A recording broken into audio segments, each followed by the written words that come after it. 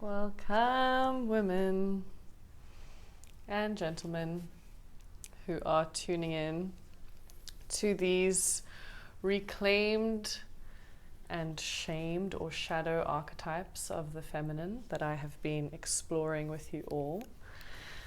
Today I was inspired to talk about the Dyke archetype. Just coming into the space. I just burnt some sage. I honored my owl feathers, my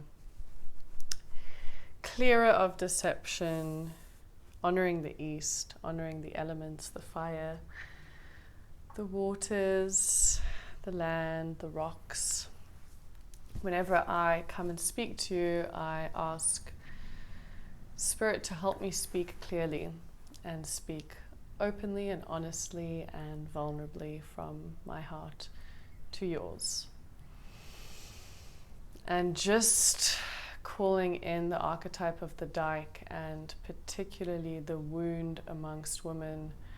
Just in preparation for this talk, I'm already feeling a lot of energy stirring up in my body, in my heart, in my room. Because it really is, I've noticed in this work, one of the biggest wounds and one of the piece of the puzzle that once understood and incorporated and integrated really starts to shift big things for women in the world and for the world. Because when women shift and when women come together and heal and honor and love and move out of fear and scarcity, the family unit, the community, the business, the economy, all these things start to shift, and it really starts within. And so first I want to clarify, when I speak about the Dyke, I'm not sexualizing this archetype into women having sex with women. That's always very much the male gaze. And in my own personal journey with close female friends or developing intimacy with women, I often had this backlash of, oh, she's a lesbian, oh, she's gay. I remember growing up, I had always very close female friends, and even my family being like, Annette's a lesbian, and making these jokes. And it's kind of this very patriarchal way of shaming this archetype and shaming that intimacy amongst women. Of course there is, lesbian and queer communities, and that's a whole other sector. But for today, I'm really wanting to speak to women loving women, women feeling safe with women, women healing with women, women empowering women. And part of that journey is around intimacy and finding vulnerability with women. I know for my own journey, it was in spaces with sisters, in sacred circle, in retreats, in moon lodge, in the tents, that I really got to witness my own triggers and my own blocks. Because it was that mirror. It was the mirror. When you see another woman, especially another woman in her power, it triggers all the parts within you that maybe still need some love and attention. And to just take us back, we are living in a patriarchal world. The agenda was to divide. It was to create splits and fractures amongst this tapestry of female power and female magic, because there is something beyond words and beyond magic even when this group of women come together with intention. The circle of women, you see images, that symbol, that feeling when you go and you're in a group of intentional and powerful women. It's like the energy is insane and super powerful. So the first point was to really notice where you're avoiding that intimacy and where it's challenging because maybe you didn't receive that level of maternal or nurturing instinct from your mother, and that's very common. And so it then feels very difficult to be soft, to be feminine with other women. It sometimes feels gross. Like, I know a lot of women who feel much more comfortable with men, and they're like your tomboys, and they find it like weird and icky, and it's it brings up a lot of shame, it brings up a lot of confusion, that feminine soft nature. And yet it really is where so much surrender can come, because we all, as women, we've all been through trauma, we've all experienced disembodiment, looks, sexual trauma, whether that be in physical, verbal, emotional. Our culture objectifies our bodies. We grow up already being vulnerable to our own space, our own sexuality. And so the person who knows that as intimately is other women, and you suddenly start to feel this kind of peace and understanding when you can share your story with other women who are vulnerably sharing and opening up.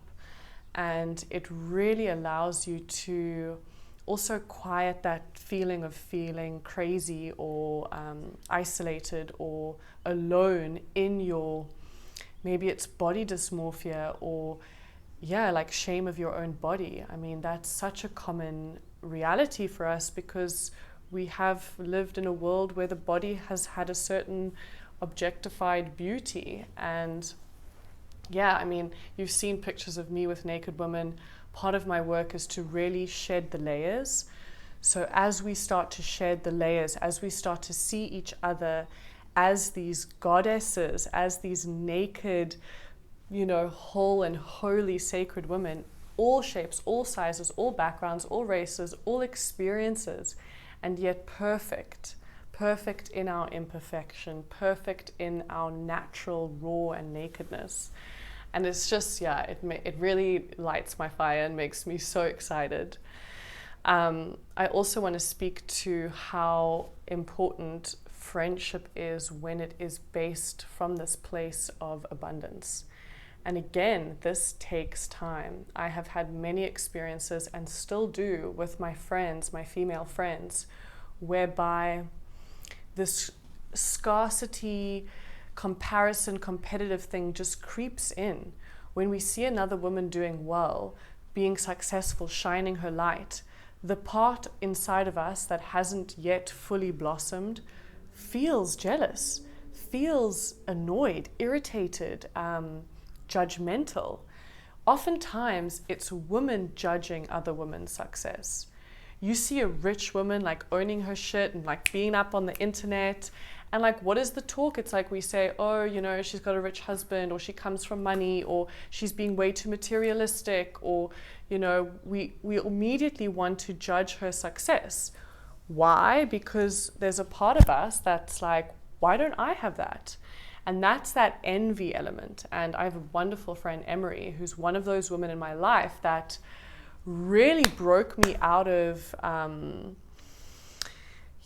my own lack and out of my own bullshit. Because a real friend sits you down and tells you when your partner is being an asshole or when you're being gaslit, and doesn't just condone and create this nice environment. I see that a lot where we gossip about our friends and what they're up to instead of confronting them and being like, yo, woman, you're behaving without any boundaries. And as your sister, I need to point some things out to you. And I have other friends, I won't mention all their names, but I have so many beautiful friends that, especially females, who can witness my blocks, who know my weak points or my trigger points, and can help me to see those blind spots, because they know as a woman that same experience of being the nice girl, of overcompensating for family or friends or boyfriends. And so I just really bow to my sisters. You know who you are, my coven of witches, my coaches. You know, if it weren't for female mentors, coaches, I heal with women. I learned the hard way that as a woman who's experienced all that I've experienced, and as a witch, it is imperative that I turn to females in the work that I do. Yes, there can be a male teaching a tantra course, and yes, there can be, you know, other male coaches, but really for me personally, I realized that it came from women. It was women who helped me to trust again, to feel safe again. Because what did happen to me is I started getting male shamans and healers who actually energetically were reenacting abuse, because I wasn't quite ready to open myself up safely into those spaces. So that's just a little kind of trigger warning. If you have experienced some abuse, I would highly recommend you first do your work with women. I also love my first coach, Angela, who was like, I want you to be better than me. You know, a true embodied, abundant woman who is whole is not afraid of her, you know, her students or the people she teaches outshining them, because we know that we each have unique gifts. We don't hold back information. We don't hold back offerings. We allow women to rise, everyone to be as bright, as powerful, as beautiful, as loud as the rest, or in their own beautiful introvert natural way. You know, we are these flowers that are so unique, and it's about fanning the flame of that particular female and allowing her to feel safe so she can bloom amongst her, you know, beautiful forest and bouquet and garden of other females flowering. And in that flowering, in that rising, we create a beautiful world. We create a world of healing. We create a world of women who can turn to other women in their times of fear and trial, who can trust that their sisters have their back, who can share their knowledge and their gifts without fear that they're going to lose something. Scarcity is that business boss who's not willing to help her sister rise because she's still feeding out of a patriarchal mindset that there's not enough work or men or money for that woman. And that's why we're creating this new fucking money economy of women rising women, of women who, you know, go out of their way to give advice, to support, to connect, to offer mentorship. This is really, you know, my greatest dream and hope, that as this work expands, there's going to be all these platforms and offerings, because our strength is in our numbers. We do need each other. We need each other to really break this divisive culture. And I spoke with my beautiful friend Megan, my black friend, about the racial trauma amongst white and black and brown and indigenous women, and how even then the patriarchy will creep in and create divides and have women hating on women, when really the root of a lot of our issues, including race and oppression and abuse, stems from this male-female patriarchal agenda. And so when we come together, when the feminist movement moved from just supporting white women into this integrated and whole, truly empowering movement, which included race, which included indigenous rights, then it became a real movement, because we do work in sync with each other. We need each other, all of us, to rise. And so, yeah, I will share some of the talk that I did with Megan, as well as just, reaching my heart, my hand, and my work out to you. If you feel like there is a part of you that is yearning to get intimate with women, to feel safe to speak, you know, I have the Moon Lodge. It's a really affordable offering. My legs getting pins and needles. I have the Moon Lodge. We're doing Sisters of the South retreat. I'm running courses where you get to share intimately. It's truly incredible what happens when we trust each other, when we surrender into love and into like nurturing intimacy. It's beyond. So thank you for this little snippet. There's so much more I can speak to. Reclaim the Dyke. Reclaim the woman loving woman. Love you, sisters. See you soon.